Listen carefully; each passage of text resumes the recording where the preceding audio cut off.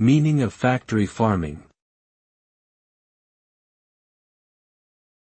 Factory farming.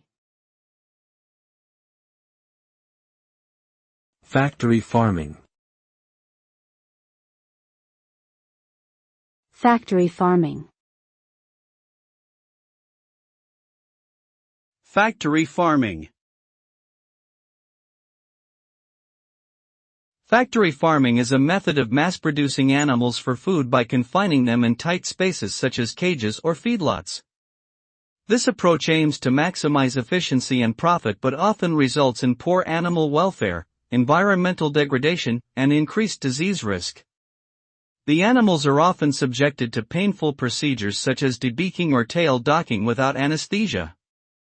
The crowded and unsanitary conditions can lead to the spread of disease, which can require the use of antibiotics and contribute to the development of antibiotic-resistant bacteria.